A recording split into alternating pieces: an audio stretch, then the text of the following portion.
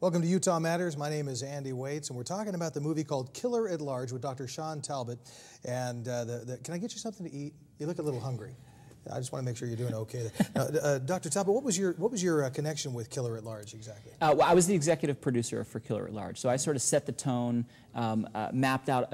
We should cover some of this. We should cover some of this. Some of this. Try to get what we wanted to do is bring to the table all of the different factors that lead to this obesity epidemic, and go outside of just the diet and exercise piece, because there's a lot. Here's a fascinating piece that I picked up on the tape, but let's take a look at that real quick. Warned there's an epidemic of obesity in America. Some might say that being fat in this country is becoming part of American life. 2/3 of the country is overweight or obese. That's 60 million people. It's shocking and shameful that as a country we've let the problem get that bad. As a nation, we're 5 billion pounds overweight. And it's killing us. Obesity is deadly because it leads to many diseases.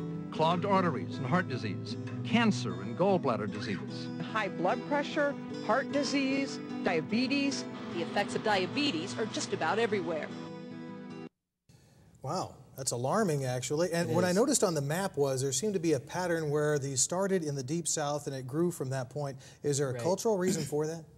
Well, it's partly cultural, the sort of stereotypical, southern cooking kind of stuff, deep fried foods and things like that. So there's a lot of calories being taken in there, but there's also a socioeconomic issue happening there, where if you look across the obesity statistics, more poor people are obese than affluent people. Why is that? Well, it's partly because the foods that are most affordable are the worst foods for you. The convenience foods, the packaged foods, the fast foods are cheap. And they're cheap because of government subsidies. They're cheap because of government subsidies for corn, for beef, for butter, for all those sorts of things. The very same foods that are at fast food, they're cheap because the government is paying to keep them cheap. It's the same stuff we see in kids' lunches, unfortunately. Wow, I had no idea about that. Is this something that's happening in other cultures, say around the world? You mentioned people come into Disneyland and seeing fat folks. Isn't this happening in Europe and Asia? Well, yeah, it is. And as soon as a different culture or a different country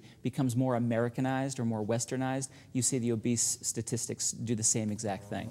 People get sedentary, they start eating more convenience foods, and it really snowballs from there. Wow, so they're playing video games and they're eating fast food. Fast food we've exported all over the world, haven't we? We have, exactly. It's, the most popular chicken restaurant in China is Kentucky Fried Chicken. And, they look at it and say, wow, that's American, that's what we want. We want to, aspire to the, the American dream.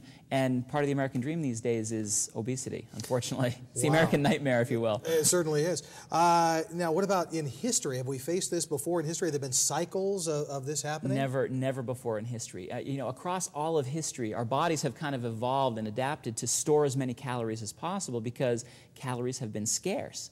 If the crops failed, the people who did better were the ones who could store as many calories as possible and get by on few calories. We could never have imagined that there would be a Burger King or a Taco Bell or an Arby's on every single corner.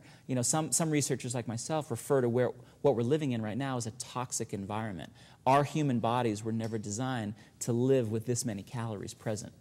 Well, when you go to a fast food restaurant, I'm assuming occasionally you stop, you go through the drive-thru. Oh, absolutely. You kind of have to. Yeah, you do. What kind of things do you look for? What do you do? Yeah, well, I get the kids' meal, and people laugh at me. They say, "What? If there's no kids in the car, what are you doing?" Yeah. And I do that because that kids' meal is appropriate calorically for an adult male, actually. If you get the supersized meal, that's calorically appropriate for a whole family. Wow. And so somebody scarfs that down very quickly. I mean, they're going to gain weight fast. What's more important, calories or fat or carbs? What are you watching? Well, it's all important. From a weight loss standpoint, calories is your most important metric. But you also have to think about how many calories you eat, how much exercise do you have to do to burn that off. There are experiments that show us that if you eat a high level of calories, it's bad. If you eat a high level of calories in the context of a stressful lifestyle, it's even worse. So you can eat a Big Mac and it'll make you gain weight. You can eat a Big Mac when you're stressed out, like we all are. We're very busy these days, and it's going to make you gain more weight just because of your stress physiology. Well, I'm telling you, the stress you're putting on me right now makes my heart want to explode.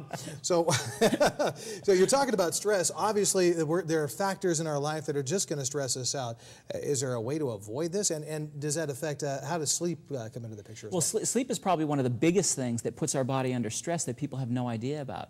We were talking during the break just about the difference between 8 hours of sleep, which is what we're supposed to get, and 6 hours of sleep. That person with 6 hours of sleep has 50% more of a hormone we call cortisol. It's a stress hormone. And it tells our brain we're hungry, and it tells our belly fat cells to store. So just because you miss 2 hours of sleep, you're constantly hungry through the day. You will eat more, and you'll eat more junky, fast food kinds of foods, and you'll store that right in your midsection. Well, is there a way, what can we do about this? I mean, there's only so many hours in the day, you have to accomplish so much, and now my stress level goes up just thinking about it. Right. Well, some of the standard things. Try to watch your stress. Try to be more physically active. Try to watch what you're doing. All those sorts of things are still important. I like people to understand how important the stress piece is, so it can really motivate them to say, wait a minute, I really need to do something about this, especially when I'm stressed out. We're going to get into some more of the solutions to the issue of your obesity. No, I'm not pointing at you, but listen, the neighbors are talking. It's called Utah Matters. The new movie is called Killer at Large, and Dr. Shawn Talbott is our guest.